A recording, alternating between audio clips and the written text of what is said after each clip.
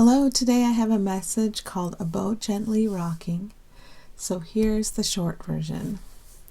Think of a boat gently rocking, and if the water holding that boat, and of the water holding that boat in kindness and in love. You trust the water to hold that boat up. You trust the boat to be crafted in such a way, I have some typos here, in such a way so as to float on the water. Trust happiness to peek through the holes you are making in your illusion. You poke holes in your illusion for the light to get through, and then the light takes care of everything.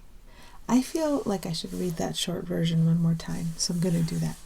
Think of a boat gently rocking, and of the water holding that boat in kindness and in love. You trust the water to hold that boat up. You trust the boat to be crafted in such a way so as to float on the water. Trust happiness to peek through the holes you are making in your illusion.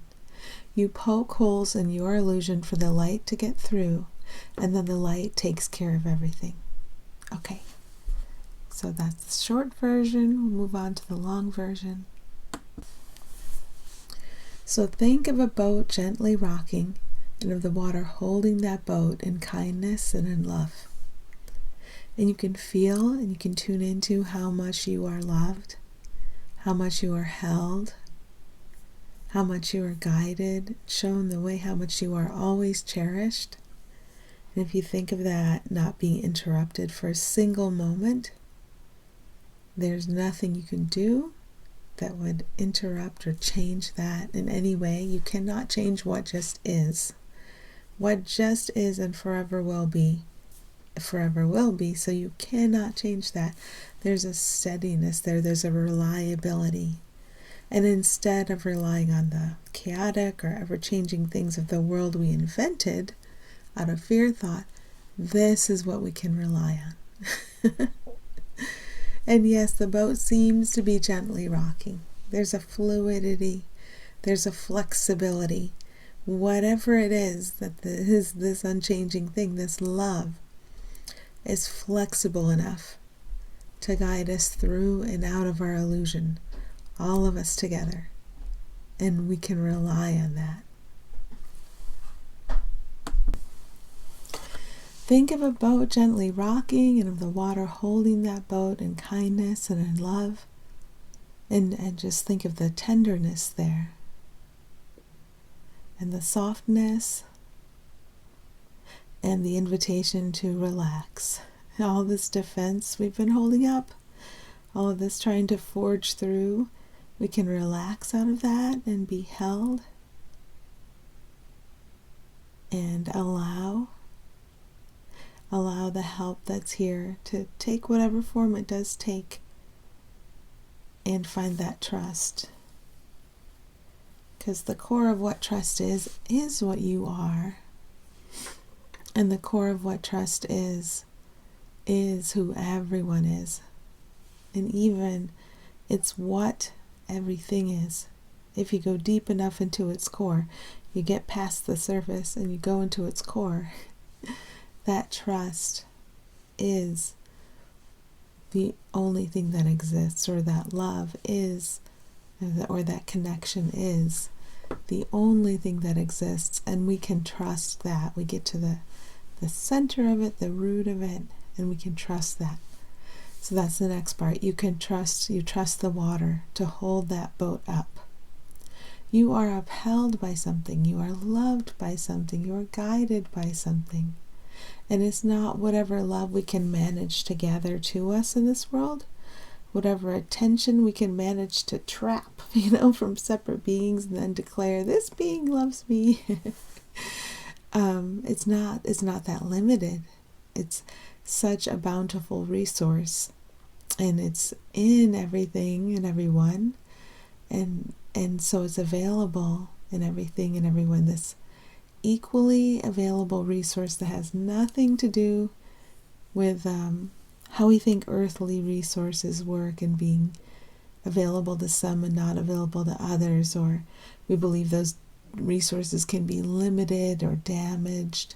That's all about the world we made up. We made up a world to cover over the essential nature of what everyone and everything is.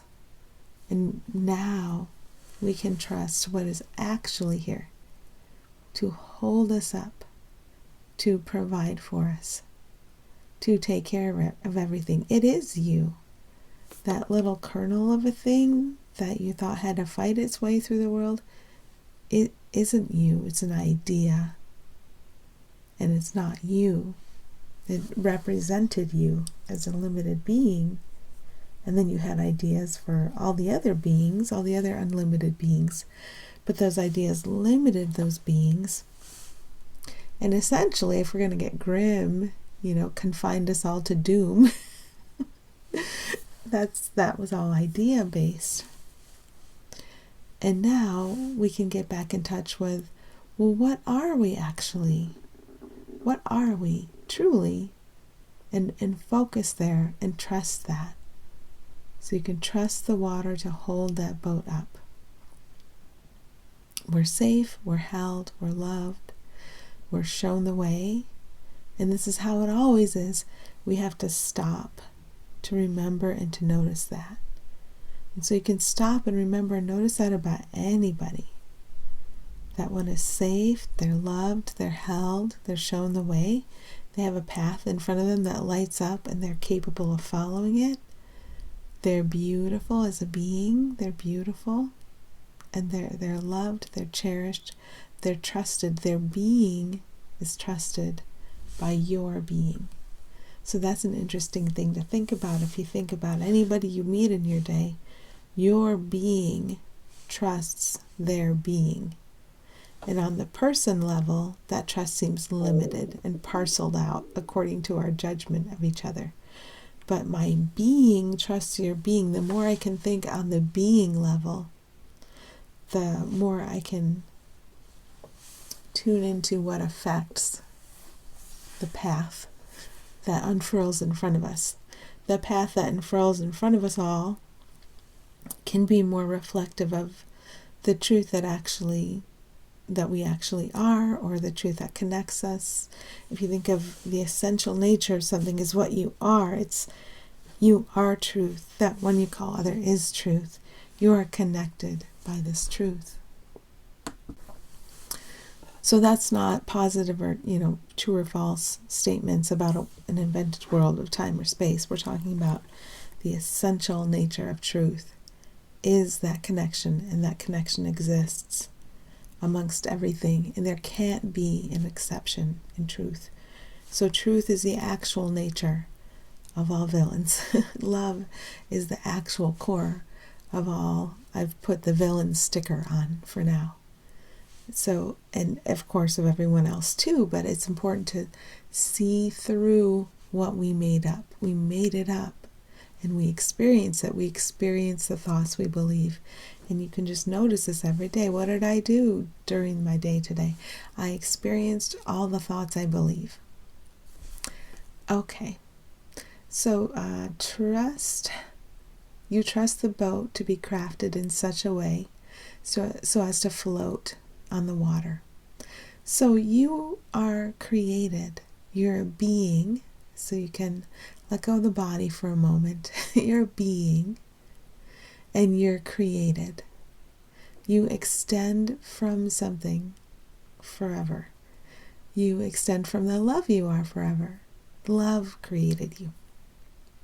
And everyone's created. In the language of A Course in Miracles, there's creating and there's making. So the making is the pretend stuff. And the creating is the actual stuff. And most of our attention is on what we're making. And we call that true or false. Well, what we're making, the limits of time and space, all the things we can experience in time and space, all of that's the false. It's imagined. If it's time or space, it's imagined. And so what's created is something we learn to turn our attention to. Not what we imagined, not what we made. We remember, oh, I was created. When you envision your person, you're looking at what was made by the thoughts you believe. When you're envisioning what you are, you're looking at what was created. When you're envisioning what your divine sibling is, not the person, not the body, not the history of the body. You're looking, if they're being, you're looking at what was created. So as a creation, you can trust that you are created in such a way so as to be carried through this experience beautifully, in love, in trust, in the light of truth. And then you can look at any guy you see as the other guy and know they're not a guy, they're the being. And it's exactly the same for them. They were created in such a way as to be beautiful and loved by their Creator and to be carried through their experience, through and out of any false experience they've made, in trust and love and connection, being cherished. That is a very helpful thing to stop and remember.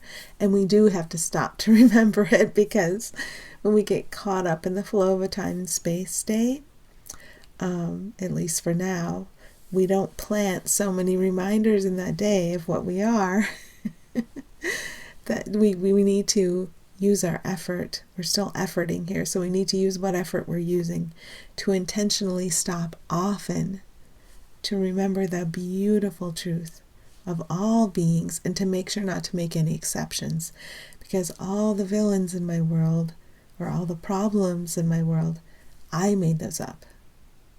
I imagine those, and any eye can say this. Okay, let's say there are two eyes in the same apparent space and there seems to be a problem in front of them. Either one of those eyes can remember, oh my goodness, I made this up, and there's a source of truth within me, and that source of truth within me is also trust, is also grace, is also beauty, is also love. And I can just focus on that, and I can be led from there. So I don't know anything about anything, but focusing upon the truth of both of us, me and this other apparent person who seem to be standing with a problem in front of us, I can be led. And so we practice this setting, And it doesn't matter which eye in which setting is doing it, as long as someone does, because when we allow light to flood the mind, that's the light that that's the mind that we share. So like I said in another message, it's like we're all in the same office together, we're all in the same workplace, and we believe we're in these cubicles called our separate minds, and we believe that in these separate minds we don't have access to anybody else's mind. And we believe we like privacy, and we need privacy, and we need to hide the thoughts we're having, because egoic thoughts are crazy thoughts, they're not always pleasant, and you wouldn't want to someone you call other to get into your mind and to judge all the crap that's in there if you notice all the thoughts that occur to you during the day. So we think we're best served by having private minds, but the reality of us is there are no cubicles. We're imagining them. We're all in the same office. We all share one mind. And as any of us remembers how to allow light to flood our mind, that light is contagious. It's like a very kind virus. And it just floods every mind. And because light is what you are. Light reminds you of what you are, because it is what you are. And then you learn to focus on the divine being. We all share the divine order of that being, thy will be done. And we learn to relax into allowing the remedy for our problem of imposing the opposites and the limits of time and space. We allow that remedy to be applied and to unfold before us. Okay, so trust, where am I? Trust happiness to peek through the holes you are making in your illusion. So there's happiness about something in time and space that we think is better than another thing in time and space. And that's kind of like the fake happiness we ourselves invented. Don't ever make it somebody else imposing it on you, because you're just playing a little trick on yourself. Always remember that you're making it up. Don't put it in someone else's hands, because then you block the remedy that way. Put it in your hands. You made it up. and we're all the same you. So just let the light in there. So trust happiness to peek through the holes you are making in your illusion. Whatever ability to effort within this illusion still seems to remain within you. You can use it for stopping during the experience of your day and questioning the thought you just had, the thought that had any tension or stress or criticism or unhappiness attached to it. When you question that thought, you look around you and say, is that true? You poke, and what else is here for all of us? What if I interrupt the flow of these thoughts? You poke a hole, if you think of like the dome of the night sky all around you, you poke a hole in that illusion you yourself made. Always remember you're the maker. And you let the light come in. So whatever efforting ability you still have, you poke a hole in this dome of the night sky around you, and you let the light come in, because you know you are the light. You're just not going to fool yourself about who you are anymore. You don't have an enemy. You've never had an enemy. You've never been overpowered. You are the power that everybody is. As a creation of God, you are the power of God.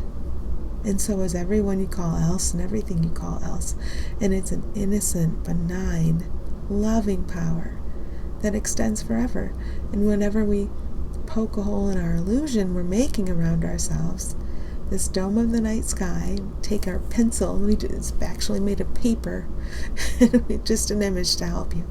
We poke a hole in it. I don't know if you've ever played Light Bright, where you poke a hole in the black paper and then the light shines through it and that piece of plastic glows. It's kind of what we're doing. If we stop often during our day and we reorient toward the light that's here, and we just say, I'm gonna, whatever the tension I'm feeling right now is my awareness that I'm making an illusion. I am, no one else is. I am. Always take responsibility. So I'm going to take my little pencil and I'm going to poke a hole in the dark sky, and I'm going to let light remind me of what's real here. Because if I'm feeling tension and stress, I'm really fooling myself about what's real and what's unreal. I've got it mixed up. I've got it backwards, and I need some help. So we just keep poking holes in our illusion. What peers through? Actual happiness. Not the happiness we think we can suck out of time and space. The happiness we are. Everyone we would call else is actual happiness, not the fake happiness we made up to keep us entrapped. We did it to keep ourselves entrapped. Nobody did it to us. Please remember that. You are victim to no one and nothing, but you can pretend. I don't know if you've ever seen a little kid doing this. I've seen it a couple of times. The little kid throwing themselves down and pretending, almost like pretending someone did it to them. And it just stayed with me, that idea, like, oh my gosh, this is what I'm doing here. It's the craziest joke ever. Oh my gosh, I am truly crazy to have made this and to have believed it. But it's okay, because there's help here for me and everyone. And the help is the true happiness that shines through when you poke your little hole in the paper dark sky. That's the help that's here for you. And it's nothing the ego understands. But that's okay. The ego can't understand what is entirely beyond it. But you can. Why can you? Because it's your deepest nature. It's who you are. It's home. It's who everyone and everything is. It's the most familiar thing in the world to you, and you've done an incredible feat in blocking out your memory of this happiness that doesn't come from an aspect of time or space. So here it is for us all through the day, and we can stop often during the day to remember that this light, actual light is here for everyone. Don't make any exceptions. If you're entertaining yourselves with villainous stories of villainies and villains, and look how entertaining and entrancing that is, stop to remember that the villain is the light, and you gave the villain mask. Like, really stop fooling yourself. 100%, not 99%, 100%. And just pause there. Just pause there, and you're allowed to laugh. So you poke holes in your illusion for the light to get through, and then the light takes care of everything. We're used to thinking an actual wrong has been done here, so maybe the galactics will come in and take care of everything. Or, let's see, I'm trying to think of examples. We make a someone else to take care of the problem. But if you see your own orientation in mind as the problem and all aspects of the problem, and you just have a willingness to shift your orientation in mind, then the remedy doesn't come from someone else righting an actual wrong.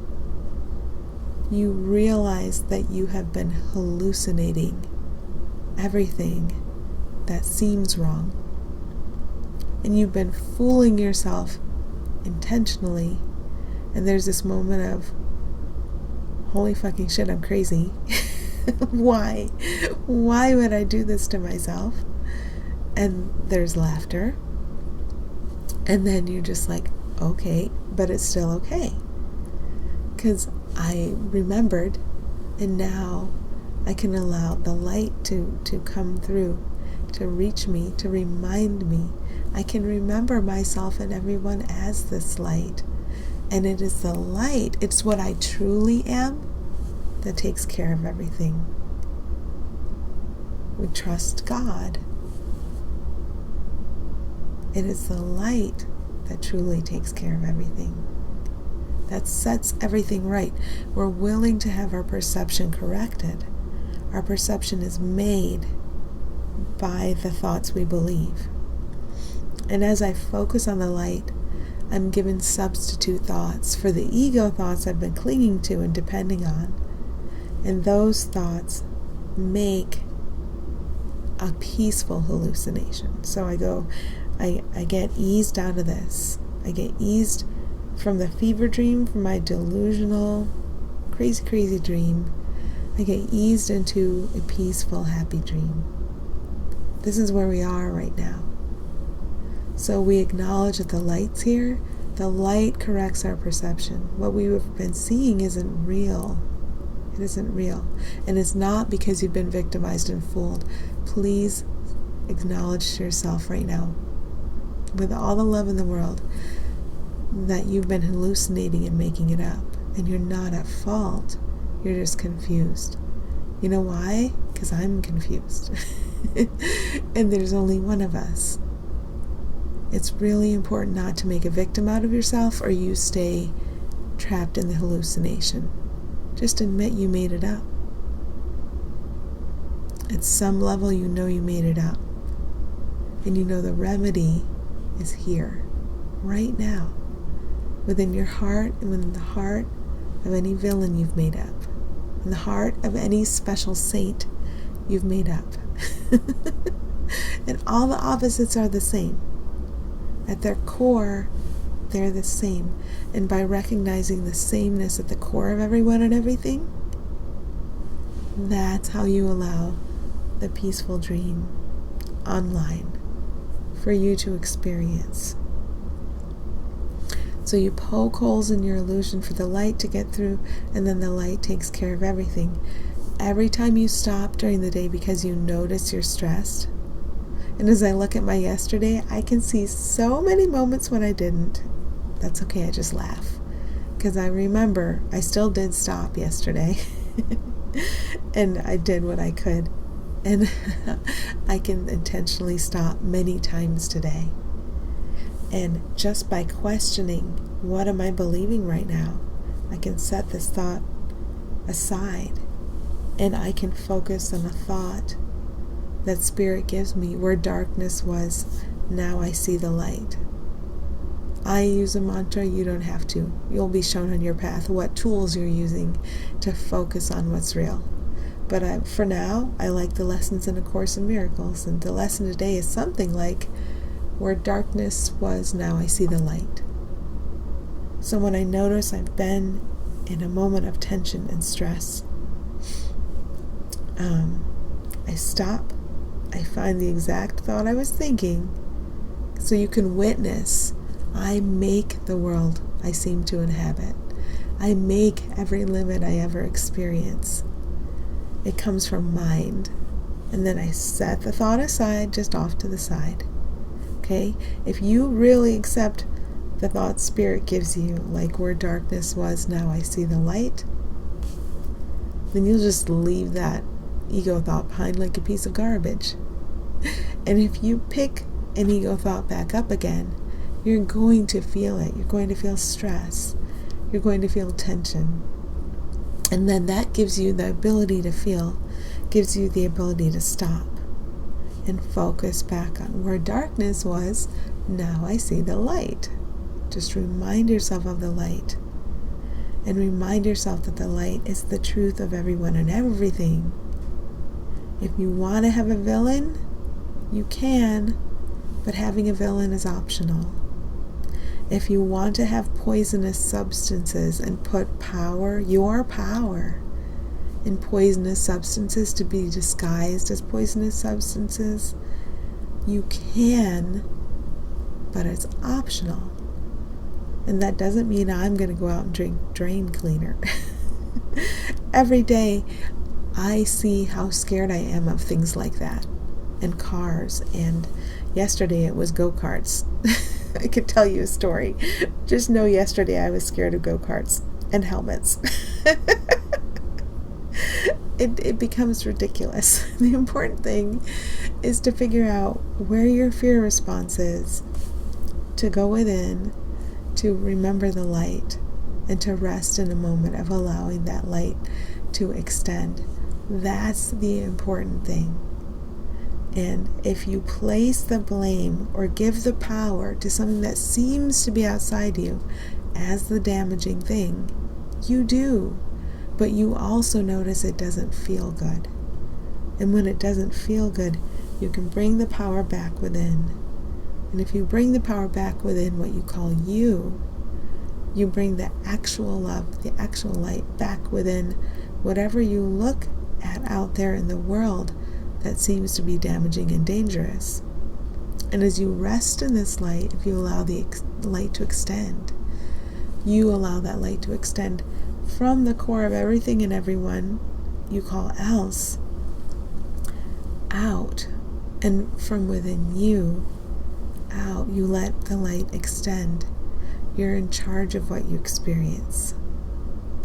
So more and more we're going to get instructions about this, and gentle, loving instructions that ease us bit by bit out of the nightmare we ourselves made.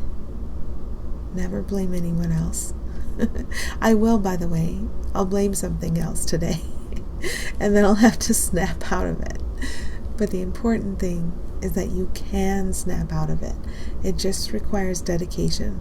So all the dedication I've placed in finding problems in things I call other, and in people I call other, and in institutions I call other, and in a history I believe belongs to another, all the dedication to finding the problems there, I can take that dedication and bring it into the heart of me and apply all that dedication to seeing what is at the heart of everyone and everything, the light.